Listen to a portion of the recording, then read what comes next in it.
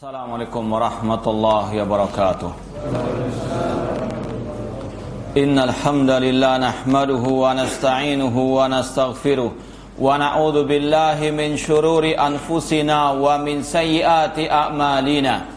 Man yahdihillahu fala mudhillalah wa man yudlil fala hadiyalah. Ashhadu an la ilaha illallah wahdahu la syarikalah wa ashhadu anna Muhammadan abduhu wa rasuluh. Ya ayyuhalladzina amanu taqullaha haqqa tuqatih wa la tamutunna illa wa antum muslimun. Ya ayyuhan nasu taqu rabbakumul ladzi khalaqakum min nafsin wahidah wa khalaqa minha zawjaha wa batha minhuma rijalan katsiran wa nisaa'a wattaqullaha alladzi tasaaluna bihi wal arham innallaha kana 'alaikum raqiba. Ya ayyuhalladzina amanu taqullaha wa qulu qawlan sadida yuslih lakum a'malakum wa yaghfir lakum dhunubakum wa man yuti'illaha wa rasulahu faqad faza fawzan 'azima. Amma ba'd, fa inna asaqal hadithi kitabullah wa khairal hadi hadi Muhammadin sallallahu alaihi wasallam wa syarrul umuri muhdatsatuha wa kullu muhdatsatin bid'ah wa kulla bid'atin dhalalah wa kulla dhalalatin finnar. Ma'asal muslimin, ikhwani fillah wa akhwati rahimani wa rahimakumullah. Kita teruskan kembali kajian kitab Al-Ajwibatul Mufidah an As'ilatil Manahij Al-Jadidah, soal jawab tentang manhaj dakwah kontemporer yang disampaikan oleh Fadilatul Syekh Shalih bin Fauzan Al-Fauzan hafizallahu ta'ala. Sekarang kita sampai pada halaman keempat, pertanyaan nomor 3. Dikatakan di sini arju taudiha mal maksud bi fiqhil waqi'. Seorang penanya mengatakan, aku mohon kepada Anda untuk menjelaskan apa yang dimaksud dengan fikih al-waqi'. Ya, fikih itu pemahaman, waqi' itu realita, ya. Al-waqi' realita atau fakta. Kalau diterjemahkan bebasnya, fikih realita. Li'annahu qad utliqa hadzal lafdhu, karena ungkapan ini ya dimutlakan, wa urida bihi lafdzun lughawiyyun la lafdzun syar'iyyun. Terkadang dimaksudkan di dalamnya ya pemahaman secara bahasa bukan secara syar'i. Kemudian dijawab oleh Syekh Shalih bin Fauzan, yaqulun minas sa'bi tawdihul wadih. Orang Arab dahulu mengatakan di antara sesuatu yang paling sulit itu menjelaskan yang paling jelas, ya. Termasuk ya sesuatu yang paling sulit kalau menjelaskan apa yang sudah jelas. Seperti kalau kita ditanya apa definisi air. Siapa yang bisa menyebutkan? Hah? Apa definisi air itu? Susah kan? Ya, kecuali kalau kita tunjukkan langsung saja ini air, sudah jelas. Namun kalau disuruh mendefinisikan, ya kata orang Arab, menjelaskan sesuatu yang sudah jelas itu adalah suatu yang paling sulit. Ya, di antaranya di sini kata beliau menjelaskan sesuatu yang sebetulnya sudah jelas. Al-fiqhul matlub wal fiqhul muraghab fihi huwal fiqhu fil kitab was sunnah. Sesuatu yang paling jelas sebetulnya yaitu kewajiban kita memahami fikih Al-Qur'an dan Sunnah. Sebetulnya ini yang diwajibkan kepada kita semuanya untuk mempelajari Al-Qur'an dan As-Sunnah. Hadza wal fiqhul matlub, ini yang fikih yang dia anjurkan, diwajibkan untuk dipelajari. Amal fiqhul lughawi fahuwa minal mubahat. Adapun masalah memahami bahasa itu secara asal sesuatu yang mubah. Kita belajar tentang bahasa Indonesia misalnya, atau mungkin bahasa Jawa, ini sesuatu yang mubah, ya. Ma huwa amrun matlub minan nas, bukan sesuatu yang diwajibkan kepada manusia. Tatafaqah fil lughah, engkau belajar bahasa, ta'rif makna al-kalimah wa mustaqatiha wa hurufiha, engkau belajar tentang kosakata dan yang berkaitan dengannya, wa kada wa kada. Hada yusamma fiqhul lughah. Ini namanya fikih bahasa. Mislu kita fiqhul lughah li Tsa'alabi. Dalam bahasa Arab ada namanya fikih lughah, fikih bahasa kalangan Ats-Tsa'alabi wa ghairihi dan yang lainnya. Hada minal umur al-mukammilah. Ini adalah urusan yang sampingan. Bukan sesuatu yang wajib dipelajari. Wa min ta'allumil lughah. Ini bagian dari belajar bahasa, terutama bahasa Arab. Amal fiqhu idza utliqa kama fi qouli ta'ala liyatafaqahu fid din. Sebetulnya kata-kata fikih ketika dimutlakkan itu maknanya fikih dalam agama. Memahami agama, tentunya memahami agama dengan sebenarnya. Seperti yang Allah firmankan, liyatafaqahu fid din, agar mereka memahami agama, fikih. Ini yang diperintahkan, bukan fikih waqi'. Nanti akan dijelaskan apa sebetulnya sih fikih waqi' itu. Demikian pula Rasul mengatakan, man yuridillahu bi khairin yufaqihu fid din. Barang siapa yang Allah kehendaki kebaikan pada dirinya, Allah akan faqihkan dia, pahamkan dia dalam urusan agama.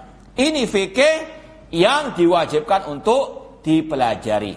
Fikih agama, memahami agama. Tentunya sekali lagi berdasarkan Al-Quran dan Sunnah dengan pemahaman para salafus saleh. Demikian pula Allah berfirman, فَمَا لِهَؤُلَاءِ الْقَوْمِ لَا يَكَادُونَ يَفْقَهُونَ حَدِيثًا. Mengapa mereka atau kaum-kaum tersebut hampir-hampir tidak memahami ucapan? Ini fikih, maknanya pemahaman. وَلَكِنَّ الْمُنَافِقِينَ لَا يَفْقَهُونَ. Akan tapi orang-orang munafikin mereka tidak memahaminya. Ini secara bahasa arti fikih. Al-murad bidzalik, kesimpulannya fikih yang diwajibkan untuk dipelajari adalah al-fiqhu fid din, mempelajari agama, bi ma'rifatil ahkami syar'iyyah, dengan memahami hukum-hukum syariat. Hadza huwal matlub, ini yang diwajibkan. Wa hadza huwa alladhi yajib 'alal muslimin al-ihtimamu bihi. Ini yang wajib kaum muslimin memperhatikannya. Wa an yata'allamu, untuk mempelajarinya. Dan inilah salah satu ciri khas dakwah as-salafiyah. Mereka betul-betul mengumandangkan pemahaman agama dengan Al-Quran dan Sunnah sesuai dengan pemahaman para salafus saleh. Itu adalah kewajiban setiap muslim maupun muslimah. Ini yang terus ditebarkan di tengah al-ummah. Mereka ketika di kajian, ketika di majalah, atau mungkin sekarang lewat Telegram, Facebook, yang dimunculkan adalah pembahasan ilmiah. Tentunya pembahasan ilmiah yang sekali lagi berdasarkan dalil Al-Quran dan Sunnah dengan pemahaman salafus saleh. Bukan hanya kabar berita, bukan hanya lelucon, bukan hanya pemahaman masalah berita-berita di koran ataupun di medsos dan lain sebagainya. Ini yang selalu sekali lagi ditonjolkan oleh dakwah as-salafi. Ini salah satu pembeda antara dakwah salafiyah dengan dakwah-dakwah harokah khususnya. Kalau dakwah-dakwah harokah nanti akan disampaikan, mereka lebih suka hobi untuk menonjolkan fikih waqi'. Kalau kita bisa istilahkan fikih koran, yaitu berita-berita tentang pemerintah, berita tentang orang Yahudi dan seterusnya. Mereka tidak mementingkan pembahasan-pembahasan yang al-ilmiah. Hada huwa, lakin laisa al-maqsud bi fiqhil waqi' indahu li fiqhil lughah. Namun fikih waqi' yang dimaksud oleh mereka yaitu kelompok harokah bukan fikih bahasa. Wa innamal murad bihi indahum al-ishtighal bi umuri siyasah. Namun yang dimaksudkan dengan fikih waqi' oleh kelompok harokah adalah menyibukkan umat, menyibukkan manusia dengan masalah politik. Ini salah satu perbedaan Ahlus Sunnah wal Jamaah as-salafiyin dengan kelompok-kelompok harokiyin, kelompok-kelompok ahli bidah. Yaitu kalau Ahlus Sunnah wal Jamaah menyibukkan orang dengan pembahasan akidah, tentang asma wa sifat, tentang tauhid uluhiyah rububiyah, tentang akidah salaf. Ini yang selalu didengungkan, disebarkan oleh dakwah as-salafiyah. Adapun kelompok-kelompok harokah, mereka lebih suka untuk menyibukkan umat dengan masalah politik. Setiap hari beli koran, dibaca, kemudian dikomentari di medsos, dikomentari di kajian. Pengajiannya isinya apa? Berita koran. Ya. Bahkan pernah kita dengar di YouTube ada seorang dai haroki, meskipun ada yang menisbatkannya kepada dakwah salafiyah, padahal dakwah salaf berlepas darinya. Ceramah dari awal sampai akhir tentang ucapan orang-orang kafir tersebut. Ini si fulan Mikel berkata demikian, maka dikomentari. Mikel mengatakan orang-orang kafir itu akan kalah dengan orang Islam dengan tauhid. Pakai apa? Ucapan orang kafir untuk berdalil. Kenapa nggak mencukupkan diri dengan apa? Ayat-ayat Allah, dengan hadis-hadis Rasulullah Shallallahu Alaihi Wasallam. Luar biasa itu kalau menurut orang harokah, termasuk apa? Ulama yang paling tinggi kedudukannya, yang tahu apa? Fikih Quran, yang tahu tentang apa? Berita tiap harinya. Na'udzubillah min dzalik. Ini sekali lagi adalah salah satu pembeda antara dakwah salafiyah dengan dakwah harokah atau ahlul bidah. Sekali lagi, fikih waqi' menurut kelompok-kelompok itu adalah menyibukkan manusia dengan masalah-masalah politik. Kita harus pertengahan dalam segala hal. Kita mengatakan Islam punya politik. Islam tidak menolak politik 100%, tidak. Islam adalah semua bidang kehidupan manusia. Mulai dari akidah sampai menyingkirkan gangguan dari jalan. Sampai qadul hajah sudah ada penjelasannya dalam Islam. Cuma sekali lagi yang diinginkan oleh Islam politik yang bersih, politik yang syar'i, yang sesuai dengan Al-Quran dan Sunnah Rasulullah SAW. Adapun politik kemunafikan, politik yang tidak ada wala wal bara, politik yang menentang Al-Quran dan Sunnah Rasulullah SAW, maka ini politik yang kotor, politik yang Islam berlepas diri darinya, dan kita dakwah salafiyah, as-salafiyun juga berlepas diri pada politik tersebut. Sebagaimana kata Syekh Al-Albani rahimahullah, minas siyasatil antarku siyasa. Di antara politik kita sekarang, kita meninggalkan politik. Karena politik sekarang luar biasa kotornya, penuh dengan kemunafikan. Maka berita-berita tentang perpolitikan tersebut adalah sesuatu yang tidak selayaknya untuk kita menyibukkan diri dengannya. Wa tahyiji siyasi, di samping sekali lagi menyibukkan dengan politik dan juga mengarahkan umat untuk berpolitik tanpa mereka tahu arah politik tersebut. Wa sarfil awqat wal himam ilaih, dan memalingkan waktu yang berharga ini untuk politik yang penuh sekali lagi dengan kekotoran, penuh dengan kemunafikan. Na'udzubillahi min dzalik. Amma fikul ahkam fa yusammuna fikul juz'iyat.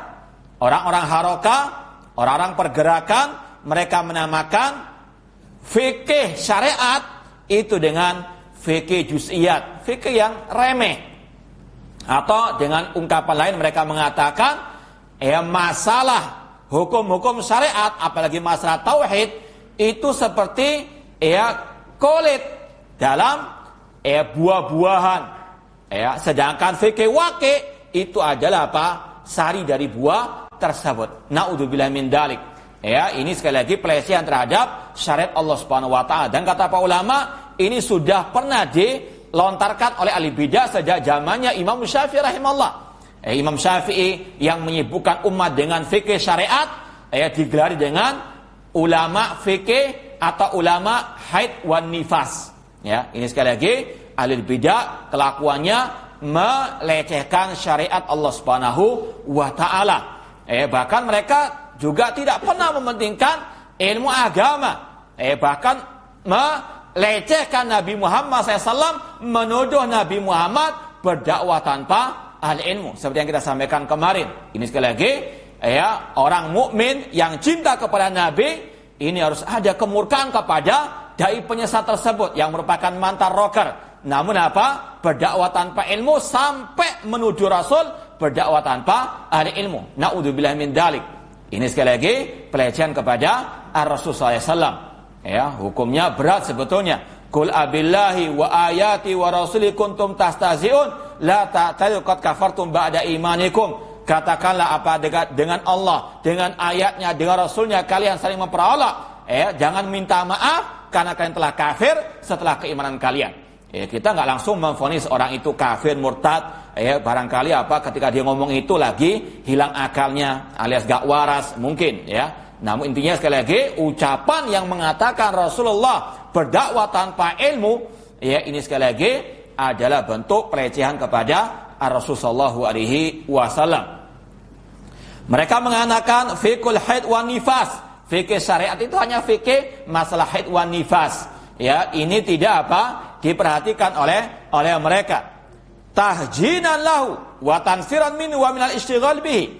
Ini sebagai bentuk memalingkan umat dari fikih syariat kepada fikih Quran, atau kalau kita bisa katakan memalingkan umat dari fikih Al-Quran kepada fikih Quran. Na'udzubillahi min dzalik. Kemudian di sini ada footnote dari Syekh Abu Abdullah Jamal bin Furaihan Al-Harithi yang perlu untuk kita baca. Kata beliau, walaysa hada jadidan min ashabi fikil waqi'. Menyatakan fikih Quran itu yang lebih utama dari fikih Al-Quran itu tidak aneh bagi kelompok-kelompok harokat tersebut. Kenapa? Fasalafuhum wa imamuhum Sayyid Qutb qad qala bi fikil waqi' fi kitabihi fi dhilalil Quran. Karena salafnya kelompok harokat, kelompok pergerakan, imamnya mereka, tokohnya mereka yang bernama Sayyid Qutb, yang mereka agung-agungkan, yang mereka tokohkan, ulamakan, padahal dia adalah orang yang tidak paham ilmu akidah, tidak paham ilmu agama. Makanya banyak penyimpangannya, terutama dalam kitabnya tafsir Dhilalul Quran. Berapa saat yang lalu kita di Telegram atau di Facebook menulis tentang Sayyid Qutb dan pengkafiran kaum muslimin.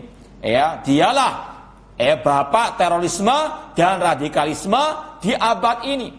Bahkan Ayman Al-Zawahiri, asistennya dulu Usama bin Laden, mengakui sendiri bahwasanya kelompok-kelompok teroris, kelompok-kelompok militan itu terinspirasi oleh pemikirannya Sayyid Qutb. Entah dalam kitabnya Dhilalul Quran atau Ma'alim fit Thariq. Bahkan Ayman Al-Zawahiri, asistennya Usama bin Laden, kalau sekarang menjadi pemimpinnya Al-Qaeda di Afghanistan, dia mengatakan bahwasanya kitabnya Sayyid Qutb yang berjudul Ma'alim fit Thariq itu seperti dinamit. Bahasa-bahasa terorisme. Buku dinamakan buku dinamit yang bisa meledakkan umat untuk memberontak dan seterusnya. Sekali lagi, Sayyid Qutb adalah tokohnya kelompok haroka, bapak terorisme dunia yang luar biasa penyimpangannya. Dia mencela Nabi Musa, mengatakan Nabi Musa itu orang yang cepat naik pitam. Mengatakan Muawiyah ketika berselisih dengan Ali bin Abi Thalib, dia menggunakan kemunafikan, kedustaan, kecurangan dan lain seterusnya. Kemudian juga dia mengkafirkan kaum muslimin. Demikian pula dia mentafsirkan la ilaha illallah itu la hakima illallah, tidak ada hakim kecuali Allah Subhanahu wa taala. Ini banyak sekali penyimpangannya. Cuma sekali lagi kelompok haroka mereka buta terhadap akidah, mereka mentokohkan Sayyid Qutb dengan kejahilan mereka. Sayyid Qutb dalam kitabnya Dhilalul Quran tafsirnya, Sayyid Qutb ini sebetulnya sekali lagi ulama tidak mengakui dia sebagai ahli tafsir. Dia adalah seorang sastrawan, namun dia lancang mengarang kitab-kitab agama, di antaranya kitab at-tafsir, maka banyak sekali penyimpangan-penyimpangan dalam masalah al-aqidah. Sayyid Qutb ketika mentafsirkan surat Yusuf yang berbunyi ij'alni ala khazainil ardi inni hafidun alim. Ya Allah, jadikanlah aku yang memegang pembendaraan bumi ini, sesungguhnya aku adalah orang yang menjaga dan mengetahui. Sayyid Qutb mengatakan laqad nasya'al fiqhul islami fi mujtama'in islamiyyin wa nasya'a min khilali harakati hadzal mujtama' fi muwajahati hajatil hayatil islamiyah al-waqi'iyah. Kata dia, telah muncul fikih Islami yang baru dalam masyarakat muslim yang itu muncul karena pergerakan masyarakat tersebut dalam menghadapi kebutuhan kehidupan yang kontemporer, ya. Kemudian dia mengatakan inna fiqhal haraka yakhtalifu ikhtilafan asasiyan an fiqhil awraq. Sesungguhnya fikih haraka itu berbeda sama sekali dengan fikih kertas. Ya, fikih kertas artinya fikih syariat, diartikan apa? Fikih kertas. Naudzubillah min dzalik. Ya, ini sekali lagi adalah salah satu ciri khas ahlul bidah. Mereka suka melecehkan ilmu syar'i. Ya, seperti orang-orang Khawarij dari kelompok ISIS, mereka tidak mau belajar kepada para ulama. Mereka apa? Inginnya langsung memahami pemahaman agama langsung lewat Al-Quran tanpa bimbingan para al-ulama. Intinya tentunya memilih yang sesuai dengan hawa nafsu mereka. Intinya ma'asyiral muslimin, ikhwani fillah wa akhwati rahimani wa rahimakumullah, di dalam Islam, di dalam manhaj salaf tidak pernah dikenal fiqhul waqi', fikih koran, menyibukkan orang dengan kabar-kabar berita yang terkadang tidak disadari itu ada racun yang ditebarkan oleh orang-orang al-kufar. Makanya ulama ketika membantah kelompok Haroka mereka mengatakan kamilah yang paling tahu tentang realita, fakta, waqi'. Padahal kata Pak ulama, mereka ini kelompok Haroka adalah orang yang paling jahil terhadap waqi', kenyataan yang ada. Buktinya apa? Ketika mereka ingin lawan orang kafir, orang Yahudi, mereka lawan dengan membaca media massa orang-orang siapa? Yahudi tersebut. Mereka sudah kemakan oleh berita-berita Yahudi tersebut. Maka apa? Justru mereka lah orang-orang Haroka, orang yang paling jahil terhadap waqi', kenyataan yang ada. Maka sekali lagi, ini salah satu bedanya manhaj salafi dengan manhaj haroki. Namun sangat disayangkan, manhaj haroki ini sudah menular kepada sebagian orang yang mengatasnamakan dirinya sebagai dai salafi. Bahkan ada kita dengar dari sebagian santri, ada seorang doktor, mereka atau dia menasihati santri-santri tersebut untuk banyak membaca koran. Ini padahal apa? Di perguruan atau di sekolah salafi. Namun sang dokter menganjurkan agar mahasiswa atau siswa atau santri membaca koran. Bahkan ketika di rapat kita mendengar sendiri sang dokter pernah mengusulkan agar kantor sekolah salafi itu menyediakan koran setiap pagi bagi mahasiswanya. Naudzubillah min dzalik. Ini sekali lagi salah satu alasan kenapa kita ini membahas kitab ini, karena sudah banyak orang-orang yang menamakan dirinya sebagai salafi al-sunnah, namun pemikirannya sudah pemikiran haroki. Maka ini kita jelaskan agar betul-betul kita sadar bahwasanya ini adalah manhaj haroki yang salafi berlepas diri darinya. Poin yang keempat atau pertanyaan yang keempat, kata penanya, nasma'u kathiran amma yusamma bil jama'atil islamiyah. Kita sering mendengar tentang jamaah Islamiyah, kelompok-kelompok Islam lah. Fi hadzal asar, di zaman ini, fi mukhtalifi anha'il alam, di berbagai penjuru negeri. Fama aslu hadit tasmiyah, dari mana asal kata nama tersebut? Wa hal yajuzu dzahab ma'ahum, apakah boleh kita bergabung bersama mereka, pergi bersama mereka? Wa musyarakatuhum idza lam yakun ladem bid'atun, jika tidak ada pada diri mereka kebid'ahan. Kemudian jawaban dari Syekh Shalih bin Fauzan hafizallahu taala, Rasulullah SAW akhbarana wa bayyana lana kaifa na'mal. Rasul SAW telah mengabarkan kepada kita, telah menjelaskan kepada kita bagaimana kita itu menyikapi. Demikian pula menyikapi masalah manhaj dakwah kontemporer. Rasul sekali lagi sudah menjelaskan segala-galanya. Jangankan masalah yang sangat besar, ya masalah yang dianggap sepil oleh sebagian orang, qadaul hajah, buang hajat, Rasul dengan gamblangnya menjelaskan kepada kita, apalagi masalah yang berkaitan dengan ya manhaj ad-dakwah atau bagaimana menyikapi kelompok-kelompok yang baru. Ini sudah jelaskan oleh Rasul SAW. Kata beliau, ma taraka syai'an yuqarribu ummata ila Allah illa wa bayyanahu. Tidaklah Rasul meninggalkan sesuatu apapun yang mendekatkan umat kepada Allah kecuali telah dijelaskan oleh Rasul sallallahu alaihi wasallam. Wa ma taraka syai'an yubaidu minallah illa wa bayyanahu alaihi salatu wasallam. Dan tidak ada sesuatu yang bisa menjauhkan mereka dari Allah kecuali Rasul telah menjelaskan. Sudah komplit Islam ini. Ya, tinggal kita mau belajar atau tidak, tinggal kita mau bertanya atau tidak, tinggal kita mau mengamalkan ataukah tidak. Sudah komplit semuanya. Ya, maka sekali lagi kewajiban kita tadi fiqh fiddin, belajar agama tentunya dari Rasul, dari para sahabat Rasul sallallahu alaihi wasallam. Wa min dzalik hadil mas'alah, di antara yang telah Rasul jelaskan masalah ini menyikapi kelompok-kelompok dakwah kontemporer. Apa kata Rasul? Fa innahum man ya'ish minkum fasara ikhtilafan katsira. Rasul mengatakan barang siapa yang hidup di antara kalian setelahku nanti, maka dia akan melihat perselisihan yang banyak. Ini adalah apa?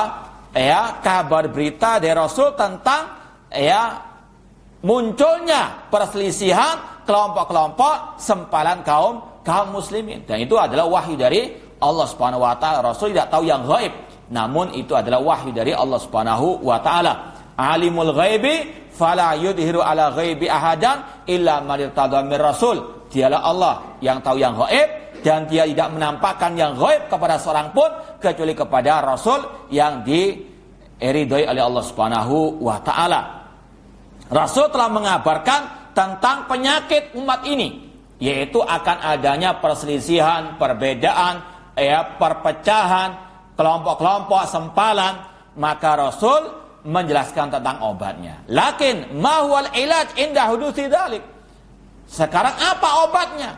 Rasul dengan sifat kasih sayangnya kepada orang beriman, beliau tidak hanya menjelaskan tentang akan adanya penyakit, namun Rasul juga memberikan obatnya. Apa obatnya? Dalam terusan hadis Irbad bin Sariyah, Rasul mengatakan, "Alaikum bisunnati wa sunnatil khulafa'ir rasyidil mahdiyyin min ba'di." Pegang erat sunnahku dan sunnah para khulafa ar-rasyidin al-mahdiyyin min ba'di. Ini adalah apa? Obat jalan keluar bagi perpecahan umat. Kalau kita melihat umat terpecah belah, kita hanya punya satu pegangan. Alaikum bisunnati wa sunnatil khulafa ar-rasyidil mahdiyyin. Kita tinggalkan kelompok-kelompok tersebut. Kita pelajari sunnah Rasul, sunnah para sahabat Rasul. Kita timbang semua ucapan, aktivitas, gerakan mereka dengan alaikum bisunnati wa sunnatil khulafa ar-rasyidil mahdiyyin. Contoh misalnya, banyak orang melakukan demonstrasi misalnya. Kita nggak usah bingung meskipun jutaan, ratusan juta misalnya. Yang ikut aksi tersebut, kita nggak usah bingung, kita timbang apakah itu ajaran Rasul, apakah itu ajaran Khulafa Rasyidin, apakah itu ajaran para sahabat Rasulullah SAW atau tidak. Kalau tidak ada, ya sudah, nggak usah apa, ikut-ikutan, nggak usah apa, membeu. Kita punya apa? Prinsip dalam kehidupan ini. Alaikum bisunnati wa sunnatul khulafa rasyidin. Ini kalau kita mau selamat. Kemudian kata Rasul, tamassaku biha, pegang erat sunnah tersebut. Wa addu alaiha bin nawajid. Rasul tekankan lagi, gigit dengan gigi geraham kalian sunnah Rasul tersebut. Ya betul-betul pegang erat, jangan dilepaskan sama sekali. Kemudian Rasul mengatakan solusi yang kedua, tidak cukup hanya berpegang teguh dengan sunnah, namun wa iyyakum wa muhdatsatil umur. Jauhkanlah diri kalian dari hal-hal yang baru dalam urusan agama. Fa inna kulla muhdatsatin bid'ah. Karena setiap yang baru dalam urusan agama adalah bid'ah, wa kulla bid'atin dhalalah, dan setiap bid'ah itu sesat. Kita kewajiban kita berpegang teguh dengan sunnah, namun jangan ikut nongkrong di acara kebid'ahan. Tidak cukup berpegang teguh dengan sunnah, harus meninggalkan kebid'ahan dan pelaku kebid'ahan. Bukan malah ikut muktamarnya, bukan ikut majelis ilmunya. Namun sekali lagi harus betul-betul gigih berpegang teguh dengan sunnah, dan konsekuensi berpegang teguh dengan sunnah meninggalkan segala bentuk kebid'ahan dan pelaku apa? Kebid'ahan. Kemudian kata Syekh Shalih bin Fauzan, fahadil jama'at man kana minha ala hadi Rasul wa ashabihi atau wassahabah wa khususan al-khulafa'ur rasyidin wal qurunil mufaddala fa ayu jama'a ala hadal manhaj fa nahnu ma'adil jama'ah.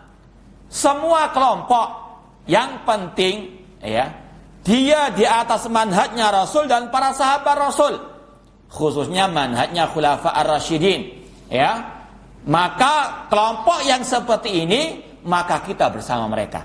Apapun namanya, ya, dalam artian tidak memandang di mana mereka berada, ya, dengan nama apa, ya. Misalnya ada masjid dengan ketakmirannya, dengan namanya, ada yayasan dengan namanya. Kita lihat bukan namanya, kita lihat hakikatnya. Ya, kalau hakikatnya betul-betul di atas manhaj ar-Rasul dan para sahabat Rasul SAW, kita apa? Bersama mereka, kita berwala dengan mereka. Namun meskipun mengaku berpegang teguh dengan salaf, namun hanya slogan saja, maka apa? Kita berlepas dari orang-orang tersebut. Maka sekali lagi ini adalah barometer kita. Kita mau bergabung dengan siapa? Ini adalah apa? Tolak ukurnya. Lihat bagaimana manhajnya, akidahnya khususnya. Apakah di atas manhaj Rasul dan para sahabat Rasul ataukah tidak? Ya. Kalau misalnya ada kelompok yang suka tadi mencaci maki pemimpin, mendemo pemimpin kaum muslimin, bahkan mau mengkudeta pemimpin kaum muslimin, apapun nama kelompok tersebut, siapapun yang memimpin kelompok tersebut, maka kita berlepas daripada mereka tersebut. Harus ada wala wal bar yang jelas. Wa ma khalafa hadi Rasul fa innana nastanibuhu. Yang menyelisih Rasul, maka kita menjauhinya. Wa in kana yatasamma jama'atan islamiyah, meskipun namanya jamaah islamiyah. Dan alangkah banyaknya kelompok-kelompok sempalan kaum muslimin di negeri kita yang namanya seperti ini. Islam jamaah, jamaah islamiyah, yang mana pada hakikatnya mereka adalah di antaranya kelompok-kelompok khawarij, yaitu mereka-mereka yang mengatakan selain kelompok mereka itu kafir, yang enggak membaiat tokoh mereka kafir dan sebagainya. Itu yang ada di negeri kita yang namakan dengan kelompok-kelompok jamaah Islamiyah. Naudzubillah min dzalik. Salah satu contoh masalah baiat saja sudah kita sampaikan. Baiat dalam Islam hanya untuk pemimpin kaum muslimin. Itu yang ada pada sunnah Rasul, ada pada sunnah khulafa ar-rasyidin. Yang dibaiat oleh sahabat, ada Rasul sebagai pemimpin pada waktu, sebagai utusan Allah. Kemudian yang kedua, Abu Bakar As-Siddiq sebagai khalifah setelah Rasul. Kemudian Umar bin Khattab, Utsman bin Affan, Ali bin Abi Thalib. Tidak pernah para sahabat membaiat misalnya Al-Abbas bin Abdul Muthalib, pamannya Rasulullah. Meskipun dipandang orang yang tersoleh di zaman itu oleh Umar bin Khattab. Tidak pernah Imam Syafi'i dibaiat, Imam Ahmad, Imam Abu Hanifah, Imam Malik, dari kalangan ulama-ulama salaf tidak ada yang mereka dibaiat. Maka baiat kepada selain pemimpin itu baiat yang bid'ah. Maka kalau ada kelompok-kelompok yang membaiat tokohnya, itulah kelompok yang di atas kesesatan, di atas penyimpangan yang kita wajib berlepas dari mereka. Nah, al-ibratu laisat bil asma. Ini harus antum pegang. Ukuran segala sesuatu itu bukan nama. Al-ibratu bil haqa'iq. Ukuran yang paling penting, barometernya adalah hakikat sesuatu itu.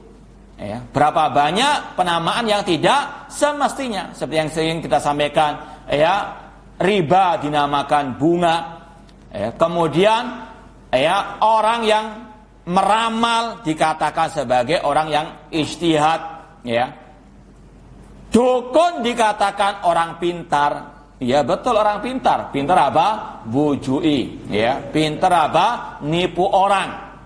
Namun ini sekali lagi Banyak penamaan-penamaan yang tidak sesuai dengan hakikatnya. Maka seorang muslim, apalagi seorang salafi, wajib untuk betul-betul selektif. Seorang yang dinamakan dai misalnya, tidak semua dai itu benar. Sebagaimana kata Rasul, du'atun ala abwabi jahannam. Akan ada dai-dai yang menyeru ke neraka jahannam. Di antaranya tadi, dai yang menuju Rasul berdakwah tanpa ilmu. Ini dai yang menuju ke neraka jahanam. Dai yang menyeru umat kepada neraka jahanam karena dia menyeru umat kepada kebodohan. Kalau Rasul saja dianggap naudzubillah min dzalik bodoh alias tidak berilmu, apalagi umatnya ingin untuk dibodoh-bodohi. Ini sekali lagi adalah sesuatu yang wajib kita selektif. Tidak semua yang bernama dai itu benar, atau yang mengatasnamakannya sebagai salafi itu benar. Lihat hakikatnya. Karena pengakuan tanpa ada bukti di lapangan, apalah artinya? Demikian pula gelar profesor, doktor, apalah artinya? Kalau kosong daripada al-aqidah as-sahihah ataupun dari manhaj as-salafiyah yang sebenarnya. Amal asma faqat takun dokhmatan. Nama bisa jadi luar biasa besarnya, tong kosong nyaring bunyinya. Seperti yang kita sampaikan tadi, itu adalah doktor, profesor misalnya. Namun menghina Rasulullah, mengatakan Rasulullah tidak jadi masuk surga. Doktor profesor mengatakan mungkar wan nakir, masih belum bisa menanyai si wali fulan misalnya. Ini adalah apa artinya gelar-gelar tersebut kalau ilmunya sesat dan menyesatkan. Walakinna jaufa laisa fiha syai'un, namun isinya kosong. Au batilah, bahkan isinya penuh dengan kebatilan. Naudzubillah min dzalik. Wa qala Rasul sallallahu alaihi wasallam, Rasul bersabda, iftaraqatil yahudu ala 71 firqah. Orang-orang Yahudi akan terpecah belah menjadi 71 golongan. Wa iftaraqatin nasara ala isnatain wa sabina firqah. Orang Nasara terpecah menjadi 72 golongan. Wa sataftariqu hadhihi ummah ala 73 firqah. Sedangkan umat Islam akan terpecah menjadi 73 golongan. Kulluha finnar illa wahidah. Semuanya diancam masuk neraka kecuali satu. Qulna man ya Rasulullah, siapa yang selamat itu wahai Rasulullah? Qal, Rasul bersabda, man kana ala mislima ana alil yauma wa ashabi, yaitu siapa saja yang mengikuti aku dan para sahabatku. Ini ukuran kelompok itu di atas kebenaran kalau betul-betul di atas manhajnya Rasul dan para sahabat Rasul, terutama dalam masalah al-aqidah. Kalau ada kelompok ditanya di mana Allah, mengatakan Allah di mana-mana, atau mengatakan Allah tidak di ruang dan tidak di waktu, ini adalah kelompok yang sesat. Sekali lagi, di antaranya masalah al-aqidah. Kalau ada kelompok dakwanya itu hanya memprioritaskan masalah politik, ini dakwah yang di atas kesesatan. Kalau ada dakwah yang hanya memprioritaskan tentang akhlak, tentang fadail a'mal, ini adalah kelompok-kelompok yang di atas ad-dhalalah, kesesatan. Karena para rasul dan para anbiya, para rasul sebelum beliau, intisari dakwanya, prioritas dakwanya tentang tauhid, yaitu tauhid al-uluhiyah. Ini sekali lagi adalah pegangan barometer kita dalam menilai semua kelompok-kelompok yang ada. Terserah mereka mengatakan itu orangnya mengatakan paling benar, sendiri tidak. Kita nggak mengatakan kita paling benar, namun kita punya prinsip yang paling benar maka ada Rasul wa ashabah. Yang paling benar adalah manhajnya Rasul dan manhaj para sahabat. Yang menyelisih manhajnya Rasul, manhajnya para sahabat, itu adalah batil. Terserah biarkan anjing menggonggong kafilah tetap berlalu. Kita dituduh sok benar sendiri, terserah. Karena para Rasul mengatakan yang paling benar cuma satu, yang benar cuma satu, yang lain tersesat. Kita nggak mengatakan kita masuk dari kesalahan. Kita penuh dengan keliruan. Cuma kita punya prinsip hanya manhaj salafi itu yang paling benar. Apa manhaj salafi? Yaitu yang sesuai dengan Al-Quran dan Sunnah dengan pemahaman para sahabat Ar-Rasul sallallahu alaihi wasallam. At-tariq wadihun. Jalan kebenaran ini sangat jelas sekali. Sebagaimana kata penyair, al-haqqu syamsun wal uyunu nawadiru lakinna takhfal al-umyani. Kebenaran itu ibaratnya seperti matahari yang terang benderang. Semua orang bisa melihatnya. namun matahari itu tersembunyi bagi orang yang apa? Yang buta. Demikian pula dengan kebenaran ini sangat amat jelas sekali, ya, yaitu apa yang Rasul ajarkan dan yang diajarkan oleh para sahabat Rasul sallallahu alaihi wasallam, ya. Seperti yang kita sering contohkan, ya. Misalnya ada pendapat yang mengatakan boleh kita berdoa kepada wali yang telah mati. Karena apa? Allah mengatakan wala taqulu lima yuqtalu fi sabilillahi amwat. Jangan engkau mengatakan orang yang terbunuh di jalan Allah itu mati, ya. Artinya apa? Boleh kita tawasul dengan mereka, minta kepada mereka karena mereka enggak mati, mereka hidup. Ya, kita katakan ini adalah pemahaman yang batil terhadap ayat tersebut. Ayat ini pertama kali diturunkan kepada Rasul, diturunkan kepada para sahabat Rasul, namun tidak ada sahabat satupun yang memahami makna sebagaimana yang dikatakan orang tersebut tentang bolehnya tawasul dengan orang yang telah mati. Ya, contoh misalnya pemahaman para sahabat dalam masalah, ya, apakah boleh tawasul dengan orang mati. Umar bin Khattab radhiyallahu anhu ketika paceklik, ya, dikala kritis, dikala apa? Krisis air, dikala darurat, emergensi yang luar biasa, beliau tidak datang kepada kuburan Rasul. Beliau tidak mengatakan, ya Rasulullah, ya, tolonglah kami, ya Rasulullah turunkan hujan kepada kami, ya Rasulullah sampaikan doamu kepada Allah. Tidak, ya. Namun Umar bin Khattab dan para sahabat mendatangi Al-Abbas, pamannya Rasul, ya, yang masih hidup pada waktu itu, yang dianggap orang soleh di zaman, ya, mereka tersebut. Seandainya boleh tawasul dengan orang yang telah mati atau wali yang telah mati, mereka akan berbondong-bondong datang kepada kuburannya Rasul sallallahu alaihi wasallam. Inilah sekali lagi kalau kita mau barometer kebenaran, lihat pemahaman para sahabat Rasul sallallahu alaihi wasallam. Contoh yang lain, masalah tabaruk, ya. Memang betul dulu para sahabat tabaruk kepada Rasulullah. Ini khusus bagi Rasul sallallahu alaihi wasallam. Tabaruk dengan air liurnya, tabaruk dengan keringatnya Rasulullah SAW. Namun setelah Rasul meninggal, tidak ada satupun sahabat tabaruk kepada Abu Bakar As-Siddiq, padahal beliau adalah manusia terbaik setelah Rasulullah SAW. Ini pemahaman para sahabat. Tabaruk itu hanya untuk orang, ya, untuk seorang nabi saja, ya, bukan kepada setiap orang yang saleh. Seandainya tabaruk dengan orang soleh, dengan keringatnya, dengan air ludahnya itu boleh, para sahabat akan tabaruk kepada Abu Bakar As-Siddiq radhiyallahu anhu setelah meninggalnya Rasul sallallahu alaihi wasallam. Namun itu tidak pernah. Ini sekali lagi timbangan barometer semua, ya, ucapan semua perbuatan di zaman sekarang, kalau tahu benar atau tidaknya timbang dengan timbangan Al-Qur'an dan Sunnah dengan pemahaman para sahabat Ar-Rasul sallallahu alaihi wasallam. At-tariq wadih, jalan kebenaran itu jelas sekali. Al-jama'atul latifiyah hadil alama nakunu ma'aha, ya. Kelompok yang ada tanda seperti ini, yaitu yang di atas manhajnya Rasul, manhajnya para sahabat Rasul SAW, maka kita bersamanya, ya. Man kana ala misli ma kana ali Rasul wa ashabu fahumul jama'atul islamiyah haqqa, ya. Kelompok apapun yang di atas manhajnya Rasul, manhajnya para sahabat, maka itulah yang dinamakan kelompok Islam yang sebenarnya.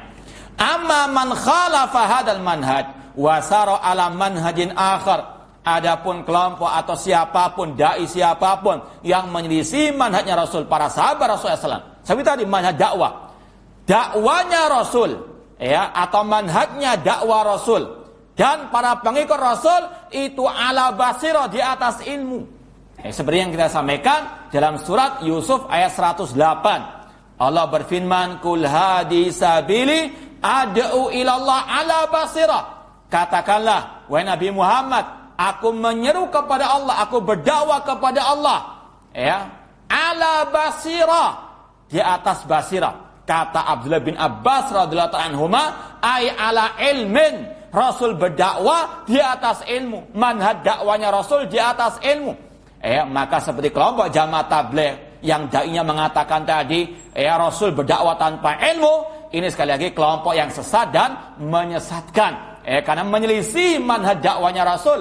Allah telah menegaskan manhaj dakwanya Rasul ala ilmin, di atas al-ilmu.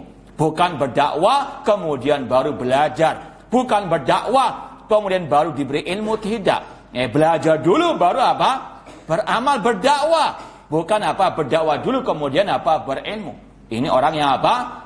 Kebalik otaknya. Naudzubillah min dzalik, apalagi menuduh Rasul berdakwah tanpa ilmu, padahal sekali lagi jelas Allah menyatakan Rasul berdakwah ala basirah, di atas ilmu. Kata Abdullah bin Abbas, ana wa manittaba'ani, aku dan para pengikutku. Maka inilah sekali lagi yang selalu didengungkan oleh dakwah salafiyah, yaitu dakwah salafiyah selalu menyeru umat kepada al-ilmu, yaitu ilmu Al-Quran dan Sunnah dengan pemahaman para salafu as-saleh. Fa innahu laisa minna wa lasna minhu. Kalau ada kelompok atau dai yang menyelisih manhaj Rasul dan para sahabat Rasul, maka dia bukan dari golongan kita dan kita bukan dari golongannya. Wala nantasib ilaih, kita enggak mau menisbatkan diri kepadanya. Wala yantasib ilaina, dan dia tidak layak dia menisbatkan kepada kita. Wa yusamma jamaah, dan tidak layak dikatakan sebagai jamaah. Karena sebagaimana tafsir Abdullah bin Mas'ud radhiyallahu anhu, al-jamaah ma wafaqal haq wa in kunta wahdak. Jamaah itu yang sebenarnya adalah yang sesuai dengan kebenaran meskipun seorang diri. Wa inna ma yusamma firqatan min al-firaqid dhalah. Kelompok yang menyimpang dari manhajnya Rasul, para sahabat Rasul, itu selayaknya dinamakan firqah, atau kelompok-kelompok sempalan yang sesat. Li'anal jamaah la takunu ila al-haq, karena sebetulnya al-jamaah itu yang sesuai dengan kebenaran. Fahuwa alladhi yajtami' 'alain nas, yaitu mereka yang bersatu di atas kebenaran. Amal batil fa inna yufarriq wa la yajma'. Adapun kebatilan pada hakikatnya itu yang memecah belah umat dan tidak menyatukan, sebagaimana Allah berfirman, wa in tawallau fa innama hum fi syiqaq. Jika mereka berpaling, maka sesungguhnya mereka dalam perpecahan.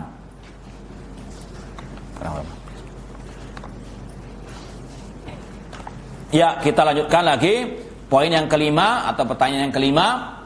Ini sudah sering kita sampaikan, namun ini sebagai takkid.